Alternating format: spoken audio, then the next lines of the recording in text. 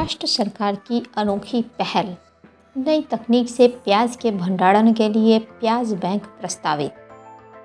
सुनने में अटपटा जरूर लगता है, लेकिन महाराष्ट्र में एक अनोखा प्याज बैंक प्रस्तावित है, जिसमें 10 लाख मीट्रिक टन प्याज की क्षमता होगी।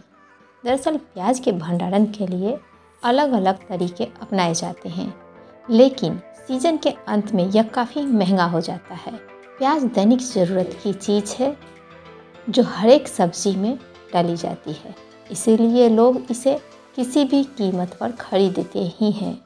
दूसरी तरफ कभी फसल की खराबी तो कभी अधिक फसल की उपज के कारण कीमत के कम होने से किसानों को भी इसकी खेती से नुकसान उठाना पड़ता है।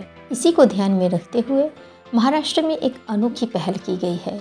यहाँ प्याज के भंडारण के लिए परमाणुओं का सहारा लिया गया है।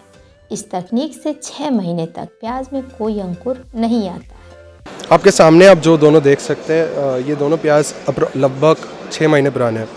बट आप एक मेजर डिफरेंस जो देखोगे, इसमें स्प्राउट्स निकले हुए हैं, इसमें स्प्राउट्स नहीं निकले हुए हैं, because these are onions treated by a process called irradiation. अभी जो अनियन है, it's a highly perishable product और साल में सिर्फ 2 बार इसकी फसल आती है। तो मेनली जो है the main reason for this coming is moisture and stagnation. Also this is still live, इसका metabolic activity है, तो हम न्यूक्लियर रेडिएशन पास करके ये पूरे metabolic activity को सीज करते हैं, जिससे ये स्प्राउट्स नहीं निकलते हैं इसके।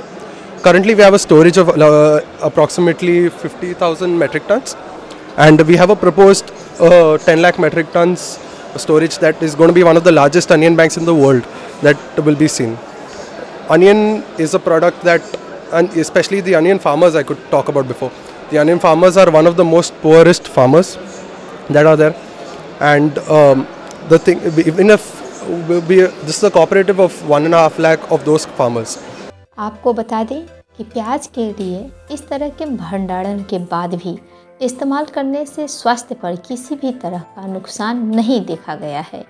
सबसे अहम बात यह है कि इस तरह के भंडारण में प्याज पर प्रति किलो लागत केवल 8 रुपये आती है।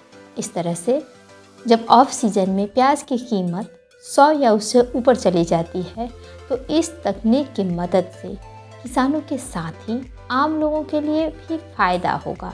इतना ही नहीं, जैसे जैसे इसकी भंडारण क्षमता बढ़ती जाएगी, यह लोगों के बीच लोकप्रिय होती जाएगी, इसकी लागत भी घटती जाएगी। जो आप देख सकते हैं, जो 1.5 लाख फार्मर्स है, उनसे प्रोक्योर होके इवेंचुअली जब प्रॉफिट्स आते हैं, जब सेल होता है, there is a trickle down effect जो होता है, प्रॉफिट्स पास डाउन होते हैं इसको। So basically it's not a corporate entity that is running it, it's at the farmers only that are running it. They are using their own produce and earning from their own produce without having a middle man in place, but still open to the international market. तो जब 10 lakh metric tons का bank officially तैयार हो जाएगा, we are looking at price stabilisation. तो आप देखोगे in this months, the early months of the year, कांदे काफ़ी सस्ते में बिकते हैं, 10 रुपये 15 रुपये के आसपास में बिकते हैं। But when you are looking at around December जो है, हम 100 रुपये किलो तक जब जाते हुए देखते हैं इसको। इस तरह की पर्यावरण और स्वास्थ्य से जुड़ी अपडेट खबरों के लिए बने रहें पर्यावरण पोस्ट के साथ।